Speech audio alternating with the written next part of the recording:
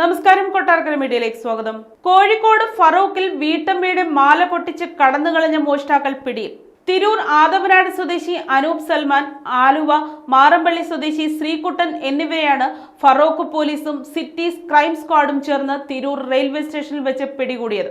കഞ്ചാവ് കൊണ്ടുവരാനായി ഒഡീഷയ്ക്ക് പോകാൻ ഇരുവരും തിരൂർ റെയിൽവേ സ്റ്റേഷനിൽ എത്തിയപ്പോഴായിരുന്നു അറസ്റ്റ്. കഴിഞ്ഞ ജൂൺ 9-ന് തൃക്കാക്കര സ്റ്റേഷൻ പരിധിയിൽ മാലമോഷണം നടന്നു. സ്ത്രീ വീണുപോയതിനാൽ സ്കൂട്ടറിലെത്തിയ 2 പേർക്കും മാല പൊട്ടിക്കാൻ കഴിഞ്ഞില്ല. കോഴിക്കോട് ഫറൂഖ് മുതുവാട്ടുപാറയിൽ വെച്ച് കഴിഞ്ഞയാഴ്ച വീട്ടമ്മയുടെ സ്വർണ്ണമാല പൊട്ടിച്ച് കടന്നുകളഞ്ഞ 2 പേരെ കുറിച്ച് അന്വേഷണം നടത്തിയ പോലീസാണ് ഇതേ സംഘമാണ് തൃക്കാക്കരയിലും പിടിച്ചുപറി ശ്രമം നടത്തിയതെന്ന് കണ്ടെത്തിയത്. CCTV ദൃശ്യങ്ങൾ കേന്ദ്രീകരിച്ചുള്ള അന്വേഷണമാണ് പോലീസിനെ പ്രതികളിലേക്ക് എത്തിച്ചത്.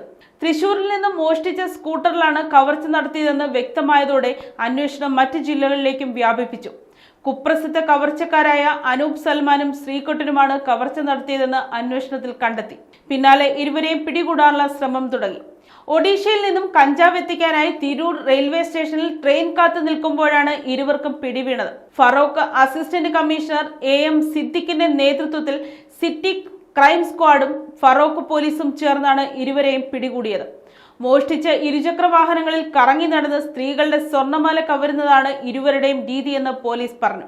ലഹരി കടത്തുൾപ്പെടെ 17ഓളം കേസുകളാണ് ഇരുവർക്കുമെതിരെ വിവിധ സ്റ്റേഷനുകളിലായി ഉള്ളത്.